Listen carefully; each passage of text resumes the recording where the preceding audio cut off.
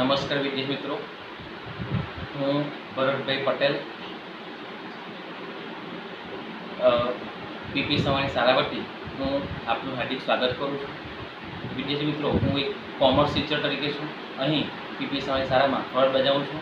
તેની સાથે સાથે કોમર્સ ડિપાર્ટમેન્ટમાં હું એક સુપરવાઇઝર તરીકે પણ કામગીરી કરું છું। મારા મુખ્ય બે વિષય છે, વાણિજ્ય વ્યવસ્થા અને સંચાલન, એને ટૂંકમાં આપણે બીએ કહીશું, બિઝનેસ એડમિનિસ્ટ્રેશન, અને બીજો વિષય છે અર્થશાસ્ત્ર એટલે કે ઇકોનોમિક્સ। હું વિદ્યાર્થી મિત્રો આ બે વિષયમાં મારો શૈક્ષણિક કુલ અનુભવ ટોટલ 12 વર્ષનો છે અને આ પીપી સવાણી સંસ્થામાં છેલ્લા હું 5 વર્ષથી કાર્યરત છું। અત્યાર સુધી વિદ્યાર્થી મિત્રો આ 12 વર્ષમાં મારા વિષયનું કુલ 100% પરિણામ રહ્યું છે બોર્ડનું, અને હું 11 અને 12 કોમર્સમાં વાણિજ્ય વ્યવસ્થા અને અર્થશાસ્ત્ર વિષય હું અભ્યાસ કરાવું છું। તો આ પીપી સવાણી શાળાવતી હું સૌ વિદ્યાર્થી મિત્રોનું હાર્દિક સ્વાગત કરું છું। વિદ્યાર્થી મિત્રો, આજની દેશમાં જે ચાલી રહેલી આ કોરોના વાયરસની જે મહામારી ચાલી રહેલી છે, એમાં દેશના બધા જ લોકો અત્યારે એ મહામારીનો સામનો કરી રહેલા છે। ત્યારે આપણી સંસ્થા વતી એટલે કે આપણી શાળા વતી આ વિડીયો લેક્ચર છે, પછી ઓનલાઈન ટેસ્ટ છે, ડાઉટ સેશન છે, બરાબર છે, કોન્ફરન્સ લેક્ચર છે, એનું યોગ્ય સંસ્થા વતી આયોજન કરવામાં આવેલું છે અને વિદ્યાર્થીનો અભ્યાસ ન બગડે, બરાબર છે, એમના વિદ્યાર્થીઓ સમયનો સદુપયોગ કરી શકે તે માટે આપણી પીપી સવાણી શાળા વતી આ યોગ્ય પ્રકારનું ઓનલાઈન શિક્ષણનું આયોજન કરવામાં આવેલું છે। વિદ્યાર્થી મિત્રો, બીજું છે કે આપણી જે શાળા છે પીપી સવાણી સ્કૂલ, એ કોમર્સ તો ચલવે જ છે, પણ કોમર્સ સાથે એક નવા કોન્સેપ્ટથી કામ કરે છે અને એ કોન્સેપ્ટ છે એ P P Savani school business school ચલવે છે। બિઝનેસ સ્કૂલ એટલે શું, તો તમને ખ્યાલ આવી જાય કે વિદ્યાર્થી તમે કોમર્સ તરીકે કીધું તો કે બિઝનેસ સ્કૂલ ચલવે એટલે એનો મતલબ શું કે આપણી સંસ્થા ડે કેર ચાલે છે। ડે કેર એટલે કેવું કે સ્કૂલનો ટાઈમ 7 થી 3:30નો છે, તો આપણે 7 થી 3:30ની અંદર આપણે અભ્યાસ કરીએ, એક્ઝામ આપીએ, એલટી આપીએ, ટેસ્ટ લઈએ, બધું જ કરીએ છીએ, બધા અલગ અલગ સબ્જેક્ટ આપણે ભણીએ છીએ। પણ આ એક કલાકનો સમય આપણે આ જે 7 થી 7:30 1 કલાકનો સમય આપણે એવો રાખીએ છીએ કે જ્યાં વિદ્યાર્થીઓ બિઝનેસ વિશે નવું જાણી શકે। બિઝનેસ કેવી રીતના કરવો, બિઝનેસ કોને કહેવાય, બિઝનેસમાં આગળ વધવા માટે શું કરી શકાય, બિઝનેસ કરવા માટે શું કરી શકો, તો એના માટે અલગ અલગ પ્રકારના ટૉપિક પર આ બિઝનેસ સ્કૂલ ચલાવવામાં આવે છે। અને દર શનિવારે આપણી શાળામાં કોઈ ને કોઈ બિઝનેસમેન વિદ્યાર્થીઓને ચોક્કસ પ્રકારનું યોગ્ય માર્ગદર્શન આપે છે। તેમાં સીએ થયેલો વ્યક્તિ આવે, કોઈ સીએસ થયેલો વ્યક્તિ આવે, કોઈ વકીલ આવી શકે, કોઈ કંપનીનો મેનેજર આવી શકે, કોઈ કંપનીનો ઉદ્યોગપતિ આવે, એમ અલગ અલગ વ્યક્તિઓ દ્વારા વિદ્યાર્થીઓને બિઝનેસ અંગેનું ચોક્કસ પ્રકારનું વિશિષ્ટ જ્ઞાન આપવામાં આવે છે અને વિદ્યાર્થીઓ આ જ્ઞાનનો એમનો લાભ લે છે।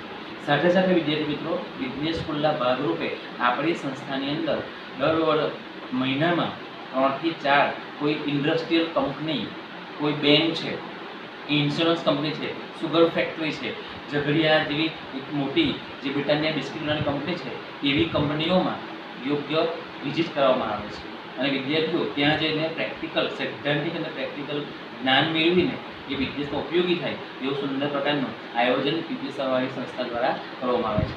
સાથે સાથે વિદ્યાર્થી મિત્રો, કોમર્સના જે વિદ્યાર્થીઓ છે એ આખા વર્ષ દરમિયાન સ્કૂલમાં ચાલતી જેટલી પણ એક્ટિવિટી હોય, સ્કૂલમાં ચાલતા જે પ્રોગ્રામો હોય, એનું યોગ્ય પ્રકારનું આયોજન પણ, સંચાલન પણ આ કોમર્સના બિઝનેસ સ્કૂલના વિદ્યાર્થીઓ જ કરતા હોય છે। તો વિદ્યાર્થી મિત્રો, આ હતી આપણી બિઝનેસ સ્કૂલની વાતો। હવે આપણે વિષય પર જઈએ તો મારા જે બે વિષય છે એ પહેલો વિષય છે વાણિજ્ય વ્યવસ્થા અને સંચાલન। વાણિજ્ય વ્યવસ્થા અને સંચાલન, એને આપણે ઇંગ્લિશમાં કહીશું બિઝનેસ એડમિનિસ્ટ્રેશન, અથવા બીજું નામ છે એનું ઓર્ગેનાઇઝેશન ઓફ કોમર્સ, અને ટૂંકમાં કહીશું આપણે એને બીએ। તો આમાં શું આવે વિદ્યાર્થી મિત્રો, વાણિજ્ય એટલે શું, તો કે વાણિજ્ય એટલે વેપાર અને સહાયક સેવાઓ, કે વેપાર કરવા માટે આપણે વેપારનો ઉદ્દેશ નફાનો છે અને નફો મેળવવા માટે આપણે વેપાર કરવા માટે આપણે ઘણી બધી સહાયક સેવાઓની જરૂર પડે। એટલે કેવી સેવાઓ, બેંક છે, વીમો છે, વખાર છે, સંદેશા વ્યવહાર, વાહન વ્યવહાર, આ બધી સેવાઓનો આપણે ચોક્કસ પ્રકારની વ્યવસ્થા કરવાની છે, એનું સંચાલન કરવાનું છે। તો આ બધું કરવા માટે આપણે વાણિજ્યની જરૂર છે। વાણિજ્ય એટલે વેપાર, ઉદ્યોગ ધંધાઓ, રોજગારી, વ્યવસાય, આપણે અહીંયા આની વાત કરવાની છે, કંપની વિશે વાતો કરવાની આવશે, વૈયક્તિક માલિક સ્વરૂપ વાતોને હશે, સહકારી મંદિર વિશે આપણે વાતો કરવાની છે, પાર્ટનરશિપ, ધંધો પાર્ટનરશિપમાં કેવી રીતના કરી શકાય એની વાત કરવાની સાથે, ઉદ્યોગ કેવી રીતના શરૂ કરી શકાય, ઉદ્યોગમાં કઈ રીતના કામગીરી કરી શકાય, ઉત્પાદન વધારવા માટે, પ્રોડક્શન વધારવા માટે, વેચાણ વધારવા માટે કઈ રીતના કામ કરી શકાય, બરાબર છે. માર્કેટિંગ કરવા માટે આપણી કંપની કોઈ વસ્તુ બનાવતી હોય તો માર્કેટિંગ આપણે કેવી રીતના કરી શકીએ, માર્કેટિંગ એટલે જાહેરાત કરવી. તો આ બધી ચર્ચા આપણે વાણિજ્ય વ્યવસ્થા અને આ સંચાલનમાં કરવાની છે. વ્યવસાય કરવાનો હોય, રોજગારી નોકરી કેવી રીતના મેળવવી, આ બધી વાત આપણે અહીં કરવાની છે. સાથે સાથે ખાનગી ક્ષેત્ર કેવી રીતના કામ કરે છે, જાહેર ક્ષેત્ર કેવી રીતના કામ કરે છે તેની વાતો કરવાની છે.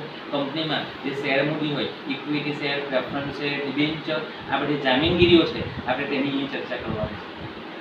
સાથે સાથે દેશમાં વેપાર કરવો હોય તો કે આંતરિક વેપાર કેવી રીતના થાય, એની પ્રોસેસ શું, આપણે વિદેશમાં વેપાર કરવો હોય તો કે આંતરરાષ્ટ્રીય વેપાર કેવી રીતના કરી શકાય, તો એ બધી ચર્ચા આપણે આ વાણિજ્ય વ્યવસ્થા અને સંચાલનમાં કરવાની છે.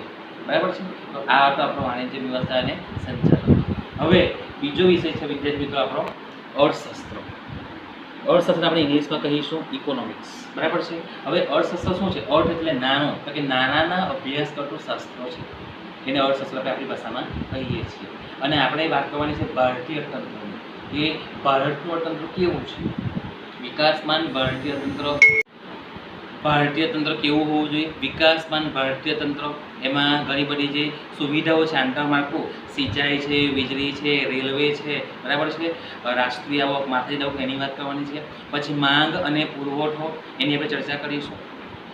અર્થશાસ્ત્રમાં અલગ અલગ પ્રોફેસર રોબિન્સન, પ્રોફેસર માર્શલ, સેમ્યુએલ્સન, બરાબર છે, પ્રોફેસર પીગુ, એમણે જે અર્થશાસ્ત્ર વિશેના જે વિચારો આપેલા છે આપણે એની ચર્ચા કરવાની છે. સાથે સાથે ગરીબી છે, બેરોજગારી છે, વસ્તી વધારો, આવી જે સમસ્યાઓ છે એ સમસ્યાનું નિવારણ કેવી રીતના લાવી શકાય એનો અભ્યાસ પણ આપણે અર્થશાસ્ત્રમાંથી જાણવા મળશે. મહાત્મા ગાંધીજી છે, બરાબર છે, કૌટિલ્ય છે, પછી પંડિત દીનદયાળ છે, ઉપાધ્યાય છે, એમના જે અર્થશાસ્ત્ર વિશેના જે આર્થિક વિચારો આપેલા છે એની પણ અહીં વાત કરવામાં આવેલી છે. રાષ્ટ્રીય આવકનો ચક્રાવાર પ્રવાહ, આપણા દેશની જે નેશનલ ઇન્કમ છે ને રાષ્ટ્રીય આવક કહેવાય, કુલ આંતરિક પેદાશ, તો આપણે એની પણ અહીં ચર્ચા કરવાની છે. સાથે સાથે બજેટ, કે આપણું ભારતીય તંત્ર જે સરકાર જે બજેટ બનાવે છે એમાં રાજ્ય સરકારનું બજેટ, કેન્દ્ર સરકારનું બજેટ અને સ્થાનિક સ્વરાજ્યની સંસ્થાઓ જે બજેટ તૈયાર કરે છે, અંદાજપત્રો, એ અંદાજપત્રો કેવી રીતના બનાવી શકાય, અંદાજપત્રો કોણ તૈયાર કરશે, બરાબર છે, એ અંદાજપત્રો કેવું હોય, એમાં કયા કયા ખર્ચાઓ, કેટલી આવકો હોય, કેવા પ્રકારના અંદાજપત્રો આવે, એના અલગ અલગ પ્રકારો પ્રમાણે આપણે અંદાજપત્રનો અભ્યાસમાં કરવાનો છે. તો આ બધા અભ્યાસો આપણને અર્થશાસ્ત્રમાં શીખવા મળશે. તો આપણે એનો યોગ્ય અભ્યાસ વિદ્યાર્થી મિત્રો કરીશું. વિડીયો લેક્ચર દ્વારા આપણે ચોક્કસ પ્રકારની માહિતી મેળવીશું. ડાઉ સેશન પણ ગોઠવવામાં આવશે, બરાબર છે, અને કલાક તમારો ઓનલાઈન લેક્ચર પણ લેવાશે. સાથે સાથે તમને ડીપીપી આપવામાં આવશે. એ પ્રમાણે આપણે અભ્યાસની 11 કોમર્સના ગુજરાતી માધ્યમના અભ્યાસની આપણે શરૂઆત કરીશું.